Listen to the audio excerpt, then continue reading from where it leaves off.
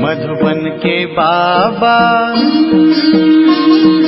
मधुबन के बाबा मुरली वाले, आपका क्या कहना, आपका क्या कहना। ओम शांति। आज 14 जुलाई 2022 के साकार मधुर महावाक्य हैं। आज मीठे मीठे बाप दादा बोले, मीठे बच्चे सब संग तोड़, मुझ एक बाप से योग लगाओ तो तुम मेरी पुरी में आ जाएंगे, अंत मते सो गति हो जाएगी। बाबा ने कहा, मीठे बच्चे सब संग तोड़, मुझ एक बाप से योग लगाओ तो तुम मेरी पुरी में आ जाएंगे, अंत मति सो गति हो जाएगी। बाबा ने आज प्रश्न पूछा कि जो साइलेंस की अवस्था में जाने का पुरुषार्थ करते हैं उन्हें क्या अच्छा नहीं लगता। और उत्तर में बाबा कहते कि उन्हें घड़ी का आवाज भी अच्छा नहीं लगता, क्योंकि स्वदेश इनकॉर्पोरियल वर्ल्ड में कोई भी आवाज नहीं है। इसलिए तुम वाणी से परे जाने का पुरुषार्थ करते हो। तुम्हें अशरीरी हो अपने स्वधर्म में टिकना है। बाबा के देश को बाबा सहित याद करना है।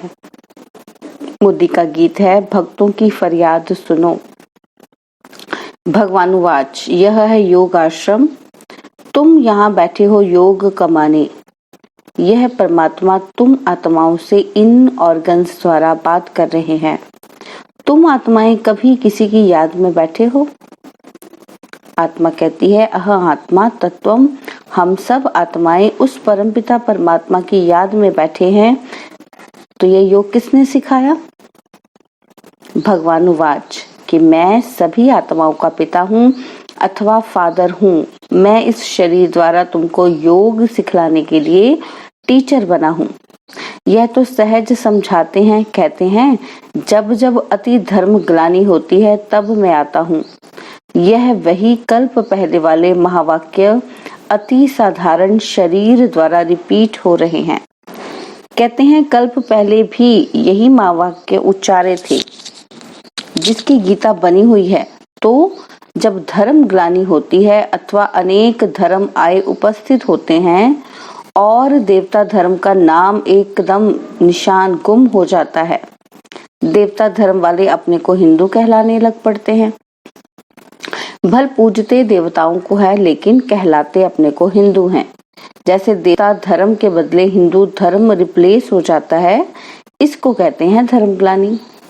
जब वह एक दैवी धर्म का नाम निशान गुम हो जाता है, उसके बदले अनेक धर्म मठ पंथ निकल पड़ते हैं। यह वही कल्प पहले वाली गीता रिपीट हो रही है। यह है भगवानुवाच, दूसरा तो कोई कह नहीं सकता। वही आकर फिर वही गीता के महावाक्य रिपीट कर रहे हैं। यह महावाक्य और कोई शास्त्रों में नहीं है, गीता में है। भगवानुवाच, भगवान खुद समझाते हैं, कहते हैं जब अनेक धर्म हो जाते हैं, कलयुग की अंत आकर पहुंचती है, तब कल्प के संगम पर मैं आता हूँ। क्योंकि कलयुग को कहा जाता है तमो प्रधान, सतयुग है सतो प्रधान। जहाँ परमपिता परमात्मा का गॉड गॉडेज राज्य अथवा देवी देवताओं का राज्य चलता है, तो वह भी इस ही स्टेज पर चलता है। वैकुंठ कोई दूसरी जगह नहीं है। इस ही भारत में देवी देवताओं का राज्य था, जो अब प्राय लोप हो गया है। परमात्मा को कहते हैं गॉड इज नॉलेजफुल। वह एक ही ज्ञान का सागर, आनंद का सागर, सुख का सागर है। उसके सिवाय और कोई में गॉडली ज्ञान है ही नहीं। तो दूसरा कोई को ज्ञानी कैसे कह सकते हैं? वह कहते हैं कि यह नॉलेज देने के लिए मुझे ही आना पड़ता है। जब तक वह स्वयं आकर नॉलेज ना देवे, तब तक कोई नॉलेजफुल बन नहीं सकता। इस गॉडली नॉलेज को ही फिलॉसफी कहा जाता है, जिससे आत्मा पावन बनती है। अब प्रश्न उठता है कि तुम यहाँ किस लिए आए हो? तो तुम कल्प पहले मौफिक फिर से आए हो गॉड से गॉडली नॉलेज प्राप्त कर पावन बनने के लिए। यह नॉलेज प्राप्त करने के लिए इस गॉडली स्कूल में ज्वाइंट होना पड़ेगा। दूसरा कोई तो गॉडली नॉलेज दे नहीं सकता। वो कहते हैं कि हम सब में गॉडली नॉलेज है। कौन सी नॉलेज है? कह देते ईश्वर सर्वव्यापी है, लेकिन परमात्मा कहते हैं कि यह मिथ्या ज्ञान है। मैं तो सर्वव्यापी नहीं हूँ। मैं तो जो हूँ, जैसा हूँ, तुम बच्चों के आगे प्रत्यक्ष होता हूँ।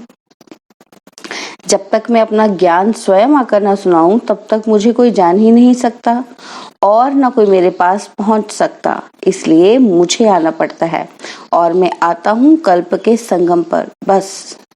और जब मैं आता हूँ तब ये ज्ञान देने वाले डॉक्टर ऑफ फिलॉसफी, साधु महात्मा बहुत हैं। वह भी यही ज्ञान देते हैं कि हम सब परमात्मा है। अब एक तरफ कहते हैं कि परमात्मा है और दूसरी तरफ उन्हों की अनेक मतें। अब किसको मानना चाहिए? उन्हों को गॉड ने तो मत नहीं दी ना। एक तरफ है गॉड की मत, दूसरी तरफ इनकी अनेक मतें। तब परमात्मा कहता है कि इतने सब अनेक मत को खलास कर एक मत स्थापन करने मुझे आना पड़ता है। कल्प कल्प का ये प्रोग्राम मेरा अनादि नूंधा हुआ है। दूसरे किंग आदि का तो 8-10 दिन का प्रोग्राम रखते हैं, लेकिन परमात्मा को तो कल्प कल्प का प्रोग्राम अनादि गीता में नूंधा हुआ है। परमात्मा का प्रोग्राम कल्प कल्प पहले, बाबा कहते हैं, अनादि गीता में नूंधा हुआ है। ब्रह्मा के गुप्त वेश में ब्रह्मा तन में आकर कहते हैं कि मैं वही कृष्णपुरी स्थापन करता हूँ, जहाँ होली गॉड गॉडेज, राजा रानी तथा प्रजा होते हैं। तो वह स्थापन कर फिर कृष्ण के रूप में वहां जन्म लेते हैं। यह तो बिल्कुल साफ बता रहे हैं बच्चे। अब वही गीता का एपिसोड रिपीट हो रहा है। मौत है सामने, इसलिए सभी संग तोड़ मुझ एक परमात्मा से योग लगाओ, तो अंतमति सो गति होगी। तुम मेरी पुरी में आ जाओगे। परमात्मा इस तन में बैठ अपने बच्चों आत्माओं को कहता है, मीठे बच्चे, मैं अपने अनादि प्रोग्राम प्रमाण आया हूँ। अब विनाश सामने है, इसलिए मुझ बाप से योग लगाओ और सभी संबंधियों को भूल जाओ, अथवा सब दीवे बुझाकर एक दीवा जगाओ, तो मैं तुमको पापों से मुक्त कर अपने पास बिठा दूंगा। इस तन द्वारा स्वयं परमात्मा बोल रहे हैं। कैसा सहज समझाते हैं। कहते हैं, भल घर में जाकर योग लगाओ, वापस तो सबको जाना है। ऐसे तो नहीं कि सिर्फ बूढ़े जाएंगे, बच्चे बच जाएंगे। देखो, जापान में बॉम्ब छोड़ा तो छोटे बड़े जानवर पंछी सब मर गए, कि सिर्फ बूढ़े मर गए। वह तो छोटी रिहर्सल थी, अभी तो बहुत इम्प्रूवमेंट हो रही है। देख रहे हो ना, बॉम्ब्स तैयार हैं, हिस्ट्री रिपीट अवश्य होगी। तो तुम मुझ परमात्मा को याद करो, दूसरा न कोई। जैसे मीरा को एक गिरधर ही याद था और सब लोकलाज कुल की मर्यादा छोड़ दी, वैसे ही तुम मुझ परमात्मा को याद करो। दूसरे जो मामा चाचा याद पड़ते हैं, उसका संन्यास करो। यह सब कलयुग के बंधन है। तुम मेरे से योग लगाने से ही मेरे से मिल सकते हो। जब अपने को बच्चा समझें, बाबा से योग लगाएं, तब वो खुशी आवे। लेकिन उल्टा योग लगाते तो वह खुशी नहीं आती। यहाँ बहुत आते हैं, कहते हैं हमारा मन वश नहीं होता, वह आनंद नहीं आता। अब आनंद का सागर तो परमात्मा है, उनसे योग लगाते नहीं तो आनंद कैसे आएगा। पास्ट कर्मों अनुसार सबको अपनी अपनी बुद्धि मिली हुई है, इसमें परमात्मा क्या करे। परमात्मा तो सबको इकट्ठा पढ़ाते हैं। कोई तो यहाँ ही पढ़कर फिर पढ़ाने लग पड़ते हैं, कोई तो पहली पोथी में ही मूंझे हुए हैं। तो यह भी बुद्धि का चमत्कार है। क्लास में भी कोई पहला नंबर आते, कोई फेल हो जाते हैं। क्यों? क्योंकि बुद्धि पर सारा मदार रहता है। इसमें परमात्मा क्या करे। सबकी तीक्ष्ण बुद्धि करे तो सभी पहला नंबर आ जाएं। जब कोई पर ग्रहचारी होती है तो कितनी भी दवाई करो, उसका असर नहीं होता। और जब उतरने का टाइम आता है तो मिट्टी चपटी से भी बीमारी ठीक हो जाती है। तो जब समय आएगा तो ये पॉइंट्स भी किसी की बुद्धि को टच हो जाएंगी। अभी कई नहीं सुनते हैं, आगे चल सुनने लग पड़ेंगे। हमको इसमें राजी रहना पड़ता है। परमात्मा के आने जाने, ज्ञान सुनाने की गति ही न्यारी है। और दूसरी मुरली है ओम शांति। घड़ी का भी आवाज नहीं चाहिए, क्योंकि अभी हमारी वानप्रस्थ अर्थात वाणी से परे अवस्था है। हम वाणी से परे जाते हैं, इनकॉर्पोरियल वर्ल्ड। यहाँ आत्माएं रहती हैं, वहाँ वाणी नहीं है, सुप्रीम साइलेंस है। तो इस साइलेंस अवस्था में पहुंचने का पुरुषार्थ करते हैं। इसलिए आवाज अच्छा नहीं लगता। उस स्वदेश में आवाज नहीं होता है, इसलिए वानप्रस्थ अर्थात वाणी से परे जाने के लिए हम पुरुषार्थ करते हैं। वानप्रस्थ का अर्थ ही है निर्वाण देश में जाना, जहां हम, तुम और सारी दुनिया की सोल्स निवास करती हैं। यह कॉर्पोरियल वर्ड तो है, पार्ट बजाने के लिए स्टेज। बाकी बिगर पार्ट वहां स्वीट साइलेंस होम में जाकर निवास करते हैं। यह साकार खेल चलता है आकाश तत्व में, और आत्माओं का देश है महातत्व। वह बहुत दूर देश है। तो जो उस साइलेंस देश से योग लगाए बैठते हैं, उनको घड़ी का आवाज भी अच्छा नहीं लगता। इसको कहा जाता है अपने असली स्वधर्म में टिकना अथवा अशरीरी हो रहना, अर्थात अपने बाबा के देश को बाबा सहित याद करना, क्योंकि अपना बाबा है। उस देश का रहने वाला वहां से आता है इस पराये देश में। पराये देश में क्यों आता है?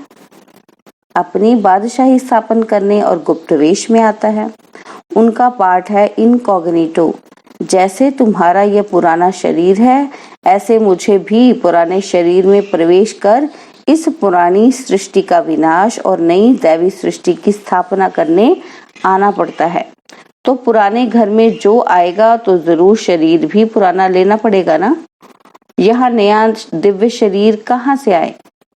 तो वो भी है इनका पुराना तन, जिस तन से श्री कृष्ण की राजधानी स्थापन करते हैं।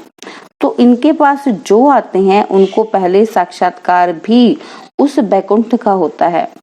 बैकुंठ की बाल लीला, रास लीला देखते हैं अथवा विष्णु का साक्षात्कार करते हैं, क्योंकि अगर सुप्रीम सोल का साक्षात्कार कराए तो वह समझ नहीं सकेंगे कि ये क्या चीज है, क्योंकि उस बाप का तो कोई को भी पता नहीं है कि यह कोई परमात्मा है।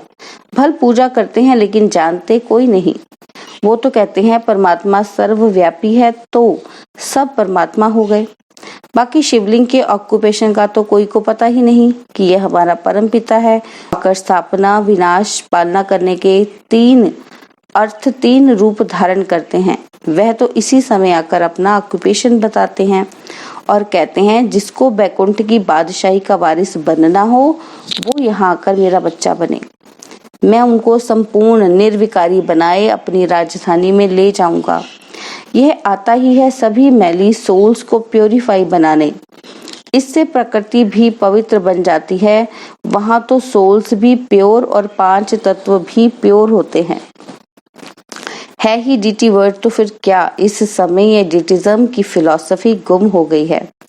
कोई को पता ही नहीं कि डीटी वर्ड भी यहाँ थी। वो समझते हैं कि ऊपर आकाश में कहाँ देवताएं रहते हैं, लेकिन उनके चित्र यहाँ है, हिस्ट्री यहाँ है, तो जरूर यहाँ होकर गए हैं। ये दुनिया तो सदा चलती रहती है।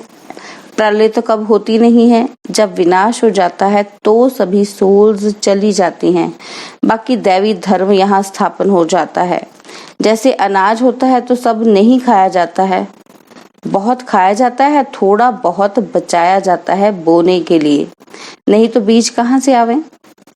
अगर प्रलय हो जाए तो अनाज भी खलास हो जावे, फिर बोने के लिए अनाज कहाँ से आवे जो दूसरा निकले। तो अनाज भी जैसे अनादि है ही, तो मनुष्य भी है ही। तो परमात्मा जैसे कुछ बीज बचाए बाकी सबको ले जाते हैं, जिससे फिर सृष्टि की वृद्धि होती है। बाप कहते हैं कि मैं भी अनेक धर्म विनाश कर एक धर्म स्थापन करता हूँ। ऐसे तो कहते नहीं कि मैं प्रलय कर देता हूँ। ये सबका अंतिम जन्म है, फिर मृत्युलोक में कोई का जन्म नहीं होगा, सब चले जाएंगे। उसमें थोड़े बीज बच जाते हैं, जिससे धीरे धीरे बढ़कर त्रेता के अंत तक 33 करोड़ देवी देवताएं होते हैं। फिर दूसरे धर्म नंबरवार आते जाते हैं, उनमें भी ऐसे ही धीरे धीरे वृद्धि होती जाती है। यह ड्रामा का राज भी तुमको ऑलमाइटी बाबा ही आकर बताते हैं, इसलिए इसको कहा जाता है गॉडली नॉलेज। दूसरा कहीं भी यह नॉलेज तुमको नहीं मिलेगी। भल कितना भी घूमो, किसको ये नॉलेज का पता ही नहीं है। वो बस इसी समय ही तुमको यहाँ मिल सकती है। परमात्मा यहाँ दैवी सिजरा बना रहे हैं। परमात्मा कहते हैं कि अगर तुम्हें उस रॉयल घराने में आना है तो अपना सब मेरे हवाले कर दो, तो मैं उसे प्योरीफाई बनाए बैकुंठ में रिटर्न कर दूंगा। यह तो जानते हो कि बाबा अभी आए हैं, फिर कल्प बाद आएंगे, घड़ी घड़ी तो नहीं आएंगे। कहते हैं बच्चे, हम आए हैं तुमको स्वच्छ होली बनाने। वाइसलेस को ही होली कहा जाता है। बाकी ये जो बीड़ी सिगरेट शराब आदि पीते रहते हैं उनको होली नहीं कह सकते। तुमको तो बाबा शिक्षक बनकर पढ़ाते भी हैं, तो बाप बनकर संभाल भी करते हैं। तुमको इनसे डबल आशीर्वाद मिलती है, गुरु की भी और बाप की भी। दोनों का वर्षा तुम ले रहे हो। वो ऑलमाइटी बाबा इस तन द्वारा तुम्हारी स्थूल सूक्ष्म परवरिश करते रहते हैं। इसलिए कहते हैं कि इसके हवाले कर दो, तो ज्ञान अमृत से पवित्र बनाए अपने साथ ले चलूंगा। इसे ही कहा जाता है जीते जी मरना। लेकिन यह तो बहुत मीठा मौत है। जो अपने असली बाप की गोद में आ जाते हैं, कितना अच्छा समझाए कितना समझाए, फिर भी कह देते हैं मन मना भव मध्याजी भव। अच्छा, मीठे मीठे सिकिलदे बच्चों प्रति माता पिता बाप दादा का याद प्यार और गुड मॉर्निंग। रूहानी बाप की रूहानी बच्चों को नमस्ते। हम रूहानी बच्चों की रूहानी बाप दादाजी को दिलवा जान सिकवा प्रेम से नमस्ते। ओम शांति। प्यारे बाबा, मीठे बाबा, मेरे बाबा, शुक्रिया बाबा, शुक्रिया बाबा, शुक्रिया बाबा। धारणा के लिए मुख्य सार है। पहला पॉइंट है, अपने असली स्वधर्म में टिक अशरीरी बन बाबा के देश को बाबा सहित याद करना है, साइलेंस में रहना है। और सेकंड पॉइंट है, रॉयल घराने में आने के लिए अपना सब कुछ बाप के हवाले कर प्योरीफाई बनाना है। बाबा ने वरदान दिया, बाप द्वारा प्राप्त हुए सर्व खजानों को कार्य में लगाकर बढ़ाने वाले ज्ञानी योगी तू आत्मा भव। बाप द्वारा प्राप्त हुए सर्व खजानों को कार्य में लगाकर बढ़ाने वाले ज्ञानी योगी तू आत्मा भव।